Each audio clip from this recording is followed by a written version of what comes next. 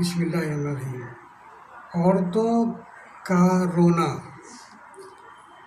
یہ عورتیں جو ہوتی ہیں کب روتی ہیں؟ جب ان کے شوہر آنکھوں سے دور رہتے ہیں یا ان کے شوہر مر جاتے ہیں۔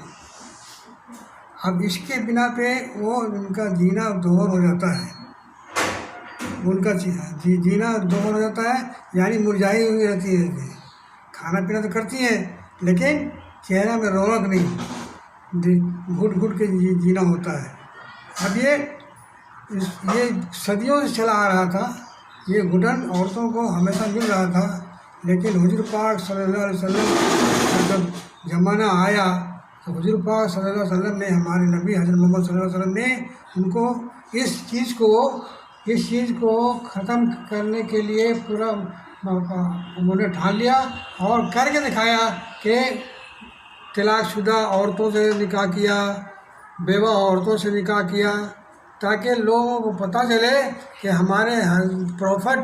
حضرت محمد صلی اللہ علیہ وسلم نے جو کیا ہے یہ صحیح کیا ہے، ہاں درست کیا ہے کیسے؟ اللہ نے فرمایا، اللہ جو ہمارے حضرت محمد صلی اللہ علیہ وسلم جو بھی کام کرتے ہیں اللہ کے حکم کے مطابق کرتے ہیں، حکم الہی حضرت محمد صلی اللہ علیہ وسلم نے یہ نیک کام کیا اور کر کے دکھایا اور صاف لوگوں کو بتایا کہ اے لوگو، تم بیواؤں سے اور طلاق شدہ عورتوں سے شادی کر لیا کرو، اگر کرو گے تو اللہ تعالیٰ کا حکم مانو گے، اللہ تعالیٰ کا حکم مانو گے تو اللہ خوش ہو جائے گا۔ اس سے کیا ہوگا کہ تمہیں جو ثواب ملے گا یہ ہمیشہ ملتا رہے گا، کیونکہ عورتیں جب